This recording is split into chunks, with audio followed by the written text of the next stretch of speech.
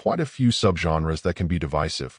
I'm not sure there's one that can see such extremes on both ends as workplace simulators.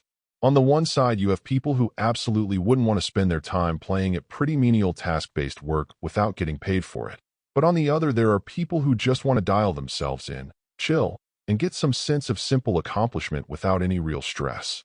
There have been a number of pretty successful titles on the Switch that have scratched this itch, and now you can add Spray Paint Simulator to that list, though perhaps a little lower on it overall. If you've played the popular Power Wash Simulator, you'll have a very good idea of precisely what to expect out of the gameplay. Except this will be in reverse. Rather than cleaning complex surfaces and objects to get them sparkling clean, here you'll be covering them with a good coating of paint. Each job pretty well works out the same way, regardless of the specific item you're spraying or its scale.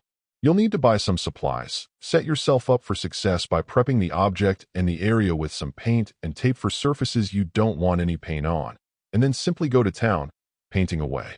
There's absolutely some technique to this.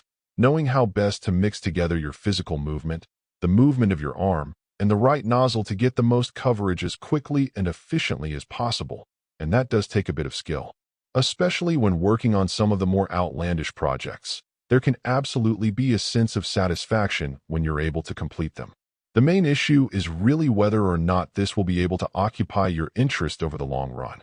Yes, it can absolutely be relaxing for a while, but the further you go, some of these projects will continue to get more involved and time-consuming. So you'll really need to be in it for the grind, because it is coming. I do think that the controls are a bit too sensitive overall, making it hard to move with more nuance and subtlety, but you will get dialed into what you need to do. It would have just been easier if the analog controls were implemented more effectively.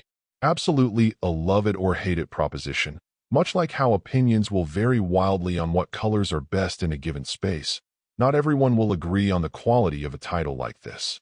Overall, my final score for the game ended up being a 7.5. And if you're interested in picking it up, it's currently available on the Switch eShop for $14.99. Thank you for taking the time to listen to this review.